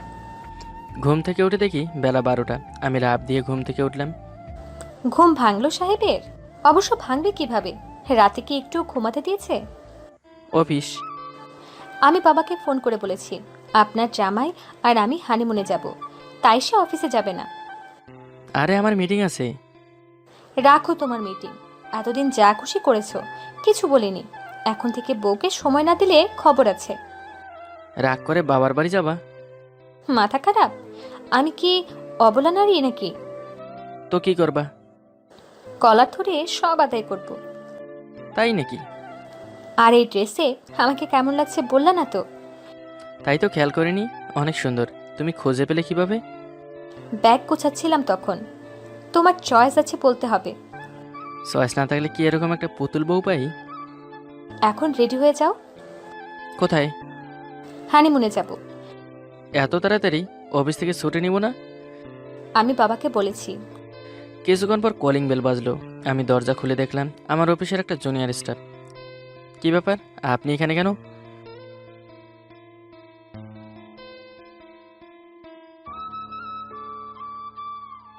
আচ্ছা ঠিক আছে, আপনি ভেতরে বসেন, আমি সব নিয়ে আসছি। দুপুরে আমরা রেডি হয়ে বের হলাম। ভাবলাম সে হয়তো কক্সবাজার বা সিলেট যাবে। কোথায় যাচ্ছি আমরা? কুষ্টিয়া। ওরা তো আমাদের বাড়ি। শ্বশুর বাড়ি থেকে ভালো বেড়ানোর আর কোনো জায়গা আছে? কিন্তু সে তো অনেক দূর। এত দূর ড্রাইভার ছাড়া যাবা? কেন, আমি আছি, তুমি আছো। আর ড্রাইভার নিলে আমাদের রোমান্স নষ্ট হয়ে যাবে। কাল থেকে দেখছি খুব রোমান্টিকভাবে ঘুরছো। এতদিন আমি তোমাকে অনেক কষ্ট দিয়েছি, তুমি মুখ বন্ধ করে সহ্য করেছো। এখন থেকে আমার ভালোবাসা দেখবা। বাড়ি যেতে যেতে আমাদের প্রায় রাত হয়ে গেল। আম্মু আমাকে মাফ করবেন, আপনার ছেলেই আমাকে গ্রামে নিয়ে আসে না। ওর নাকি কাজ শেষ হয় না। আমি আর কিছু বললাম না, রাতে খেয়ে ঘরে গেলাম। এরকম কয়লা কেন? দেখো, তোমার আব্বু আম্মু যদি আমাদের ব্যাপারে সব সত্যি জানতে পারে, তবে ওনারা কখনো আমাকে মন থেকে মেনে নেবে না। হয়তো মুখে না বললেও আমাকে খারাপ ভাববে। তুমি তো সব জানো, আমি দোষ করেছি, এটা সত্য। তবে আমি ওয়াদা করছি, তোমাদের বাড়ির যোগ্য বউ হয়ে দেখাবো। ঠিক আছে। পরের দিন বিকেলে আমি অহনাকে নিয়ে ঘুরছি। পিছন থেকে একজন ডাক দিল। মেয়েটার নাম সীমা, আমার বন্ধু। সে আমাকে দৌড়ে এসে জড়িয়ে ধরল। অনেক কষ্ট দিলি, এভাবে বিয়ে করে নিলি? আমাকে মাফ করে দিস। না, মাফ হবে না। এটা তোর বউ আমার থেকে খুব একটা বেশি সুন্দর না। আমি হচ্ছে ন্যাচারাল, আর তোর বউ বিউটি পার্লারে গিয়ে সুন্দর হয়েছে। আমি অহনার দিকে তাকালাম, সে রাগে ফুলছে। সে আমার দিকে তাকিয়ে চলে গেল। কিরে, তোর বউ তো রাগ করে চলে গেল? যেটা বললি সে সহ্য করবে। তোর বিয়ের কি খবর? তুই তো করলি না, এখন তো অন্য কাউকে করতে হবে। বাবা মা দেখছে, আমার বিয়েতে আসিস। আচ্ছা, আসবো। এখন যা, তোর বউকে সামলা। যা বলেছি আর রাতে বুঝবি। মেয়ে মানুষ আসলেই খারাপ। বিয়ে যেমন করলি না তেমন বস। রাতে আমি বাড়ি গেলাম, খেতে বসলাম। দেখলাম অহনা সবার সাথে কথা বলছে, শুধু আমার সাথে বাদ। রাতে আমি ঘুমাতে গেলাম, দেখলাম অহনা ওপাশ হয়ে শুয়ে আছে। আমি তার ওপর হাত দিলাম। ওই, তোমার সমস্যা কি? আমার বউ দূরে আছে, ওটাই সমস্যা। কেন সীমা, রাতে ঘরে জায়গা দেব না? আজব, সে কি বউ নাকি? তুমি এত চরিত্রহীন আগে জানতাম না। এরপর আমি ওর মুখে হাত দিলাম। আগে আমার কথা শোনো। সীমা সব দুষ্টুমি করছিল। সে আমাকে পছন্দ করত, আমি জানতাম। কিন্তু সে আগেও দূরের ছেলের সাথে সম্পর্ক করে। এমনকি শুনেছি একজনের সাথে শারীরিক সম্পর্কও সে করেছিল। তাই আমি তার থেকে দূরে থাকতাম। সত্যি বলছি, না হলে আম্মুকে জিজ্ঞেস করো। তো ও যখন বলল যে আমি নাকি ওর চাইতে কম সুন্দরী, তখন তুমি কিছু বললা না কেন? এটা কিন্তু সীমা মিথ্যা বলেনি, মেয়েটা সত্যি অনেক সুন্দর। কি? তো যাও না, ওর কাছে যাও, খাট থেকে এখনই নামো। আরে পুরো কথা তো শোনো। সে বেশি সুন্দর হোক তাতে কি? তুমি হচ্ছ ওর চাইতেও অনেক দামি। তুমি একজন চরিত্রবান মেয়ে, আর একজন স্বামীর কাছে এটাই বড় পুরস্কার। আমি চরিত্রবান মেয়ে, তুমি জানলা কিভাবে? কাল রাতেই সব বুঝেছি তোমার আনাড়ি ব্যবহার দেখে। এখন ওর কথা বাদ দাও, একটা কথা বলবো। কি? আমি না তোমাকে অনেক বেশি ভালোবাসি, আর আল্লাহর কাছে শুকরিয়া আদায় করি যে তোমার মতো এত ভালো মেয়ে আমাকে বউ হিসেবে দিয়েছে। তাই? আগে কখনো বলনি তো? এখন বললাম তো। কোথায় স্বামীকে নিয়ে একটু আদর করবা, তা না একের পর এক প্রশ্ন করছো।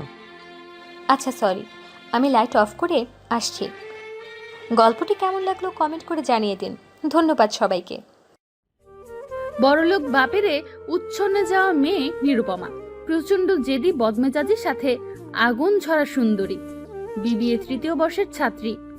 এটাও বলা যায় সে তার ভার্সিটির সেরা সুন্দরীর খেতাব পেয়েছে। কিন্তু দিন দিন সে উচ্ছন্নে চলে যাচ্ছে দেখে তার বাবা মায়ের চিন্তার শেষ নেই। সারাদিন হই হুল্লোড় আর আড্ডা মেরে পার করে, আর কথায় কথায় বাজি করে সবার সাথে তার বাজিটা জিতবে। তার বাবা মা অনেক চেষ্টা করেও তাকে বশে আনতে পারেনি, কারণ তাদের একটাই মাত্র সন্তান। তাই আদর পেয়ে পেয়ে অনেকটা বেয়ারা হয়ে গেছে, আর এখন সেটা এতই বেশি যে তাদের পক্ষে তাকে কন্ট্রোল করা অসম্ভব হয়ে গেছে। তাই তার মা বাবা ঠিক করলো মেয়ের বিয়ে দিয়ে দিবে। কিন্তু এই মেয়ের সম্পর্কে জানার পর কেউই তাকে বাড়ির বউ বানাতে চাইবে না। সে গভীর চিন্তায় পড়ল তারা। শেষে নিরুপমার মা শাহেদা বেগমের মনে হলো তার গ্রামের বান্ধবীর কথা। ওরা গ্রামেই থাকে, তার তো একটা ছেলে আছে, আর তাকে এই অবস্থায় একমাত্র তার এই বান্ধবী উদ্ধার করতে পারে। শাহেদা বেগম তার বান্ধবীর সাথে কথা বলে জানতে পারলো তার ছেলের লেখাপড়া প্রায় শেষ, তাই বিয়ে দিতে আপত্তি নেই তার। আর তার ছেলেও সে কথা দিলে সেটা ফেলবে না। আর ওনার নিরুপমাকে বেশ পছন্দ, তাই তিনি শাহেদা বেগমকে পাকা কথা দিলেন। শাহেদা বেগম গ্রামে গিয়ে তার বান্ধবীকে সব বুঝায় বলল, সাথে তার বান্ধবীর ছেলেকেও দেখে আসলো। ছেলে মাশাআল্লাহ সুন্দর, সব দিক থেকেই পারফেক্ট। কিন্তু সমস্যা, ছেলে গ্রামে লেখাপড়া করেছে, তাই নিরুপমার সাথে মানিয়ে নিতে পারবে না হয়তো। ছেলেকে সব বলে নিরুপমার নাম্বার দিয়ে চলে আসে। তারা বাড়িতে ফিরে নিরুপমাকে বিয়ের কথা বলে ভার্সিটি যাওয়া অফ করতে বলে কিছুদিন। নিরুপমা তো রেগে আগুন। এইভাবে কয়েকদিন থাকার পর নিরুপমার দম প্রায় বন্ধ হয়ে আসছিল, তাই সে আর পারছিল না। তাই সে তার আম্মুর কাছে জানতে চাইল ছেলের সম্পর্কে। সব জেনে নিরুপমার চক্ষু চরক গাছ। সে আব্বু আম্মুর মুখ চেয়ে বিয়ে করতে পারে, কিন্তু একটা গাইয়া খ্যাত ছেলেকে কখনোই তার স্বামী হিসাবে মেনে নিতে পারবে না। যে করেই হোক বিয়েটা ভাঙতেই হবে। তাই নিরুপমা ছেলেটির নাম্বার তার আম্মুর কাছ থেকে চেয়ে নিল, যে সে ছেলেটির সাথে কথা বলে পরিচিত হতে চায়, বিয়ের আগে ফ্রি হতে চায় জড়তা কাটিয়ে। শাহেদা বেগম ছেলেটির নাম্বার দিয়ে দিল। নিরুপমা রাত 10টার দিকে ছেলেটির নাম্বারে ফোন দিল। হ্যালো, কে কইতাছেন? আমি যার সাথে আপনার বিয়ের কথা ঠিক হয়েছে। ও, এইটা তোমার নাম্বার? আচ্ছা শোনো, তোমারে আমার মেলা পছন্দ হয়েছে, মুই তোমারেই বিয়ে করিম। আপনি শুদ্ধ ভাষায় কথা বলতে পারেন না? তুমি তো মোর বউ হবা, তোমার লগে শুদ্ধ ভাষায় কথা কন যায় নাকি? এইটাই ঠিক আছে। ডিসকাস্টিং। এই শুনেন, আমি আপনার মতো একটা গেয়ভূত গাইয়া খ্যাতকে বিয়ে করব না। আপনি সবাইকে না করে দেন। কিন্তু আমি তো তোমাকেই বিয়ে করিম, মুই তো সব বন্ধুগুলা কইয়া দিছি। আপনাকে বিয়ে করব না আমি, মরে গেলেও না। তুমি মোক বিয়া করার জন্য পাগল হইয়া যাইবা, মনে রাখো। মোরে বিয়া করার লাইগা মরতেও চাইবা। আপনি শুধু গাইয়া ভূত না, আপনার মাথায়ও সমস্যা আছে। আমি একটা ছেলে বেকার অকর্মা ছেলেকে বিয়ে করতে পারবো, কিন্তু আপনাকে নেভার এভার। কিন্তু মুই তো তোমাক বিয়া করিম, এইটা ফাইনাল। অসম্ভব, আমি কখনোই আপনাকে বিয়ে করব না। আর যদি বিয়া করবার পারি? যদি না পারেন? বাজি করবেন? করলাম, বলেন কি বাজি? মুই তোমারে বিয়া করবার পারলে তুমি রোজ রাতে ঘুমানোর আগে আর সকালে ঘুম ভাঙার পর তোমার ভেজা চুল দিয়ে আমার পা মুছাই দিতে হবে। ইয়াক! আর আপনি যদি হারেন তাহলে? তুমি যেই ছেলের লগে বিয়ে করবা তার লগে বিন্দাসে হানিমুন করতে সব টাকা মুই দিমু। নিরুপমা খুশি হয়ে ওকে ফাইনাল। তারপর নিরুপমা খাওয়া দাওয়া বন্ধ করে দিল বাসায়। সেও এই গাইয়া খ্যাতকে বিয়ে করতে পারবে না, কিন্তু তার মা তার সিদ্ধান্তে অটল। বিয়ে তার বান্ধবীর ছেলেকেই করতে হবে। এক সপ্তাহ এভাবে চলার পর একদিন অসুস্থ হয়ে সেন্সলেস হয়ে যায় নিরুপমা। তখন নিরুপমার বাবা বিয়ে ভেঙে দেয় আর মেয়ের কথা ভাবে। নিরুপমা তো মহা খুশি। সেই গাইয়ার হাত থেকে বাঁচতে পেরে কিছুদিন বাসায় রেস্ট নিয়ে আবার আগের মতোই হয়ে গেল নিরুপমা। বেশ মাস খানেক পর ভার্সিটিতে আসলো নিরুপমা। এসে বান্ধবীদের সাথে আড্ডা ফাজলামিতে আবার মেতে উঠলো। তখনই নোটিস করলো যে ক্যাম্পাসে একটা নতুন ছেলে একা একা বসে স্টাডি করছে। বান্ধবীদেরকে জিজ্ঞেস করলো নতুন ছেলেটি কে। বান্ধবীরা বলল নাম নিলয়, ভার্সিটিতে নতুন, কিন্তু আমাদের সিনিয়র, এমবিএ করছে। কারোর সাথেই তেমন মেশে না, মেয়েদের আশেপাশেও তাকে খুঁজে পাওয়া যায় না। প্রচন্ড লেভেলের ব্রিলিয়ান্ট ও স্কলারশিপ পেয়ে এমবিএ ভর্তি হয়েছে। সারাদিন বইয়ে মুখ গুজে থাকে, এক কথায় বই পোকা, কিন্তু অনেক হেল্পফুল। মেয়েদের আশেপাশে থাকে না কেন? গে নাকি? নিরুপমা কথা শুনে হেসে ফেলল তার সব বান্ধবীরা। নিরুপমার কথা শুনে হেসে ফেলল তার সব বান্ধবীরা। রুনা হঠাৎ বলে উঠল, মেয়েদের সাথে মেশে না কথাটা ঠিক না। আমি সেদিন আমাদের একটা সাবজেক্টের অ্যাসাইনমেন্ট করিনি, ওই দিন জমা দেবার শেষ দিন ছিল। আলামিন ভাইকে বললাম, ভাইয়া ওনাকে দেখিয়ে দিয়ে তার কথা বলতে বলল। আমি গিয়ে আমার সমস্যার কথা বলতেই তিনি ওনার পুরনো অ্যাসাইনমেন্ট বের করে দিল আর কভার পেজ চেঞ্জ করে আমার নাম লাগিয়ে দিয়ে জমা দিতে বলল। আমি সেদিন ওটাই জমা দিছি, আর স্যার বলল আমার অ্যাসাইনমেন্টেই নাকি বেস্ট ছিল। অনেক বাহবা দিলেন। আসলে উনি মেয়েদের সাথে প্রেম, ভালোবাসার রিলেশন এগুলো থেকে দূরে থাকতে চান। উনি অনেক সহজ সরল কিনা, তাই পটানোর ধান্দা করতে গেলে উনি কথা বলবে না। লেখাপড়ায় হেল্প লাগলে ওনার সাধ্যমতো সাহায্য করেন। তো কি হয়েছে? আমি যদি তার সাথে প্রেম করতে পারি তো কি করবি বল? তুই অনেক সুন্দরী, কিন্তু তাকে পটাতে পারবি না। তোর আগেও অনেক মেয়ে তার উপর ক্রাস্ট এবং রিজেক্ট হয়েছে, তাই তুইও পারবি না, সেটা শিওর। রুনা, তুই আমাকে চিনিস না। আমি নিরুপমা, যার উপমা নাই সেই নিরুপমা। আমার মতো কেউ নাই, ওয়ান পিস। আমি পটাতে পারবো না এমন কোনো ছেলে এই ক্যাম্পাসে নাই। রুনার নিরুপমার জেদ সম্পর্কে ভালোই ধারণা আছে, কিন্তু নিলয় ছেলেটিকে পটাতে পারবে না সেটা সে শিওর। কারণ রুনার নিলয় ছেলেটির উপর একটা কনফিডেন্স জন্মে গেছে, তাই রুনাও জেদ ধরে বসলো। রুনা বলল, তুই পারবি না ওই ছেলেকে পটাতে। নিরুপমা অনেকটা রেগে গিয়ে বলল, এক সপ্তাহের মধ্যে ওই ছেলেকে পটাবো এবং এক সপ্তাহ তোদের নাকের ডগার উপর দিয়ে প্রেম করব এবং এক সপ্তাহ পর তোদের সামনেই ওর সাথে ব্রেকআপ করব অ্যান্ড ও আমার হাত পা জোর করবে ব্রেকআপ না করার জন্য। বেট করবি? রুনা ভাবলো নিরুপমা অসম্ভব কিছু বলছে, তাই বেট করেই ফেললো। 5,000 টাকা বেট হলো নিরুপমা এন্ড রুনার মধ্যে। ওকে, তাহলে কাল থেকেই তোর বাজির দিন শুরু। রুনা বলল, নিরুপমাও বলল। ওকে জানু, টাকাটা রেডি রাখো। আজ 5 তারিখ, 19 তারিখে টাকাটা পাচ্ছি। 7 দিনে পটাবো এবং 7 দিন প্রেম ডান। আজ 12 তারিখ। নিরুপমা নিলয় নামের ছেলেটির হাত ধরে পুরো ক্যাম্পাস চষে বেড়াচ্ছে।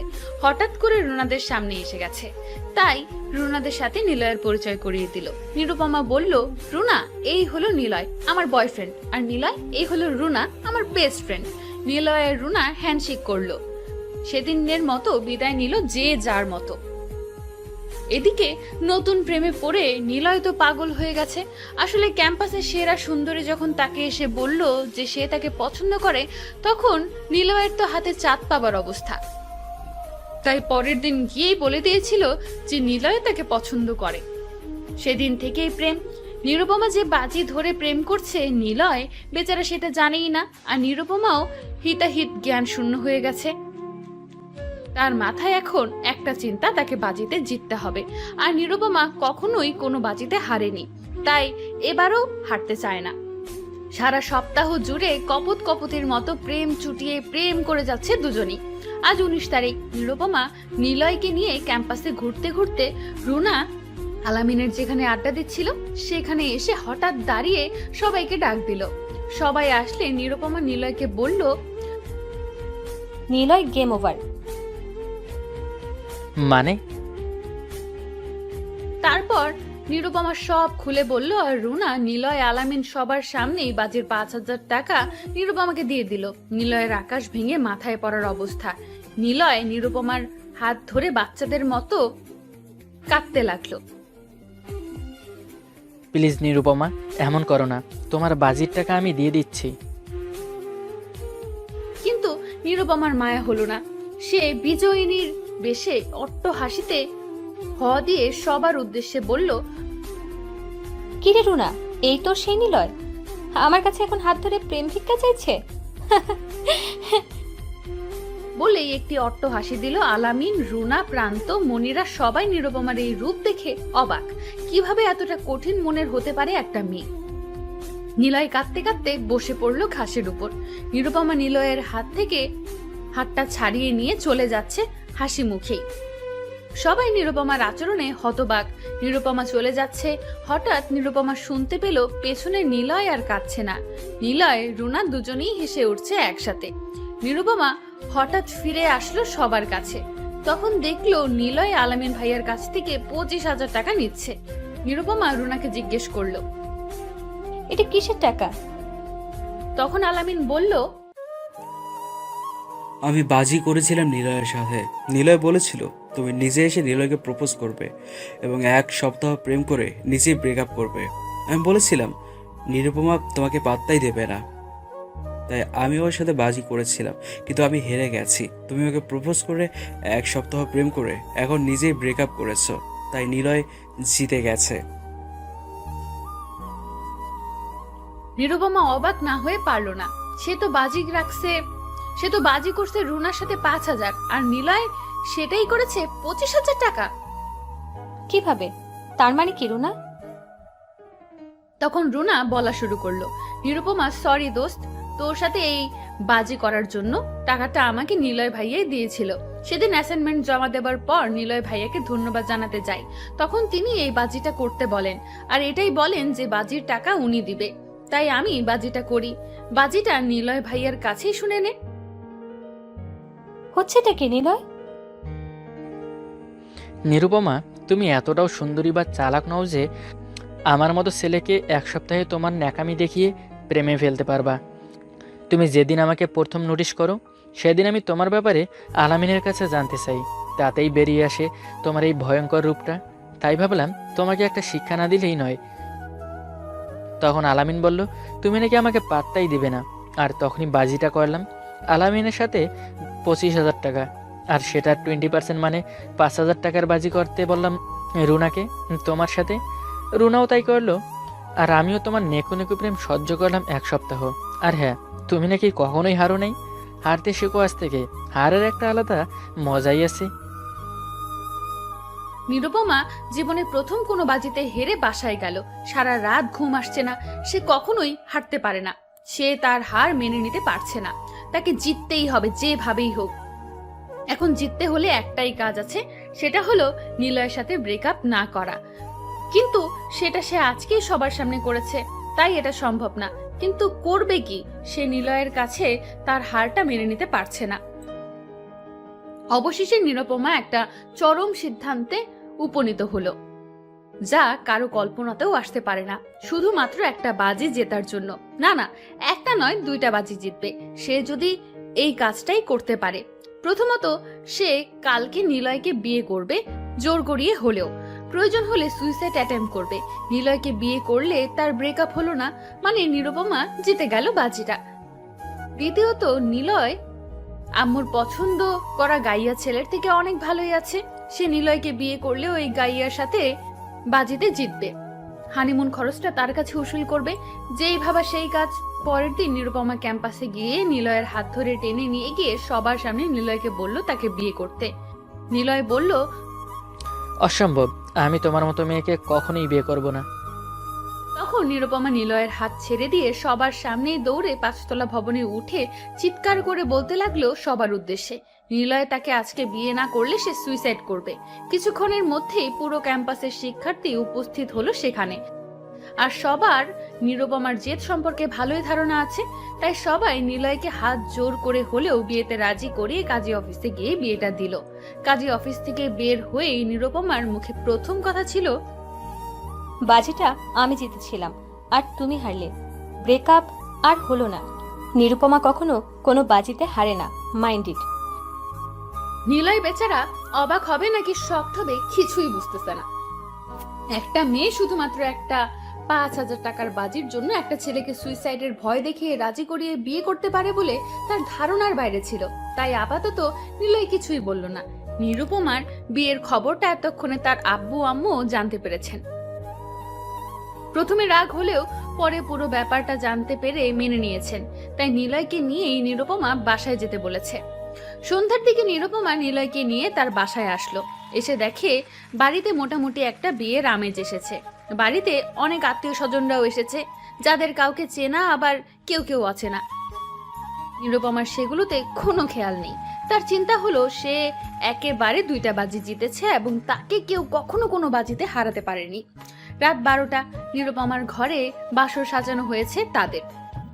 নিরুপমা খাটের উপর বসে আছে। নিলয় আসলো রুমে। নিলয় বেচারার মন খারাপ।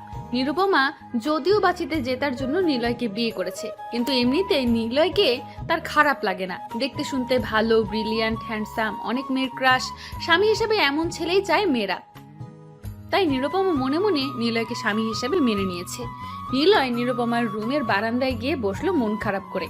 হঠাৎ নিরুপমার মনে হলো গাইয়াটাকে বলা দরকার যে সে অন্য একটা ছেলেকে বিয়ে করেছে অ্যান্ড কয়েকদিনের মধ্যেই হানিমুনে যাবে। তাই হানিমুনে যাওয়ার টাকাটা রেডি রাখো। নিরুপমা ফোন দিতেই গাইয়াটা ফোন রিসিভ করলো। নিরুপমা তো এক নিঃশ্বাসে সব বলে ফেললো। আমি কিন্তু পরের সপ্তাহে হানিমুনে যাব। সেটা তো হবে না, মই তো পরের সপ্তাহে হানিমুন যাবার পাইম না। মোর ফার্স্ট সেমিস্টারের ফাইনাল পরীক্ষা আছে। আপনি কেন যাবেন? আপনি বাজে টাকা দিবেন, আমি আমার স্বামীকে নিয়ে হানিমুনে যাব। টাকা না হয় দিলাম, কিন্তু স্বামীকে ছাড়া হানিমুনে কিভাবে যাবে? ফোন কানে ধরে বলতে বলতে নিরুপমা রুমে আসলো। এসে নিরুপমার সামনে বসে বলল, স্বামীকে ছাড়া কি হানিমুনে যাওয়া যায়? নিরুপমা তো অবাক। আমি এতক্ষণ কার সাথে কথা বলছিলাম? আর এতক্ষণ তো গাইয়াটা আঞ্চলিক ভাষাতেই কথা বলছিল, আর এখন এত সুন্দর করে শুদ্ধ ভাষায় কথা বলতেছে কি করে? তখন দেখলো কথাগুলো মোবাইল থেকে নয়, সামনে থেকে আসছে। তখন নিলয় বলল, চুল ভেজা আছে? মনে আছে ভেজা চুল দিয়ে পা মোছানোর কথা ছিল? নিরুপমা হা করে অবাক হয়ে বলল, নিলয়, তার মানে তুমি আমার বান্ধবীর ছেলে? বলেছিলাম না আমাকে বিয়ে করার জন্য পাগল হবা, সুসাইডও করতে চাবা? বলেছিলাম না তোমাকেই বিয়ে করব? করেছি। এখন থেকে প্রতিদিন ভেজা চুল দিয়ে সকালে আর রাতে পা মুছে দিবা। সব করব। আগে বলো, এত সব করলে কি করে? যেদিন তোমার আম্মু তোমার সম্পর্কে আমাকে বলে সেদিনই বুঝেছিলাম তুমি কখনো কোথাও হারোনি। তাই এমন জেদি আর বদমেজাজি হয়েছো। আমি চাইলেই তোমার সাথে মিট করে কথা বলেই বিয়েটা করতে পারতাম, কিন্তু সেটা করলে তোমার জেদি আর বদমেজাজি অভ্যাসটা থেকেই যেত। তাই সেটা না করে তোমার আম্মুর কাছ থেকে তোমার নাম্বারটা নিয়ে ফোনে রাখলাম আর প্ল্যান করলাম কিভাবে তোমাকে ঠিক করা যায়। আর তুমি যেদিন তোমার আম্মুর কাছ থেকে আমার নাম্বার নিছো, তখন আন্টি আমাকে বলে দিছে, আর আমিও তোমাকে খেপিয়ে দিয়ে বিয়ে না করার জন্য বাজি করলাম। কারণ আমি জানতাম বাজির কথা বললেই তুমি রাজি হবে। তারপর ভার্সিটিতে অ্যাডমিশন, প্ল্যান মতোই সব হলো। আর তুমি বিয়েও করলে, তার মানে তুমি সবগুলো বাজি জিতলা। আমাকে কি সত্যি সত্যি তোমার পা ভেজা চুল দিয়ে মুছে দিতে হবে? না, হবে না। তুমি সবসময় আমার বুকে থাকবা। আর হ্যাঁ, আরও একটা বাজি জিতেছি। সেটা হলো আমার শ্বশুর আব্বার কাছে। সেটা হলো আমি যদি ওনার মেয়েকে ওনার কাছ থেকে ওনার মেয়ের ইচ্ছা দিয়ে বিয়ে করতে পারি, তাহলে হানিমুনের বাজেট উনি দেবেন। সেটা নিরুপমা যেখানে যেতে চাইবে। তো নিরুপমা বাজিতে নাকি সবসময় জিতে যাও, কখনো হারাতে পারিনি কেউ। এখন তো দেখছি একটা বাজিও জিততে পারলে না। কে বললো আমি বাজি জিতিনি? কোথায় জিতলে বাজি? আমি বাজিতে জিতে নিলাম সেই মানুষটাকে, যার কাছে 1000 বার বাজিতে হেরে যেতেও শান্তি আছে। সেই মানুষটাই আমার সব থেকে বড় বাজি জেতা, আর সেটা আমার গাইয়া খ্যাত নিলয়। তাই নাকি? তাহলে চলো এখন বিছানায় তোমাকে হারিয়ে দিয়ে জিতিয়ে দেই আবার। ইস রে, শখ কত! আগে ভালো করে প্রপোজ তো করো, তারপর ভাববো। বউকে বাসরাতে প্রপোজ করা লাগবে? পারবো না। পারতেই হবে, জোর করে প্রপোজ করাবো। পারবো না প্রপোজ করতে, বাজি করো। ওকে বাজি, বলো কি বলবে না? I love you. হেরে গেছে, হেরে গেছে, প্রপোজ করেছো? না না, করিনি, এমনি বলছি ওটা। এভাবেই চলতেই থাকবে বাজি। একজন হেরেও জিতে যাবে আর একজন অন্যজনকে জিতিয়ে দিয়ে জিতে যাবে সেই মানুষটাকে, যার মুখে জিতের হাসিটা পৃথিবীর সব কিছুর থেকে বেশি মূল্যবান। চলুক তাদের খুনসুটির ভালোবাসা।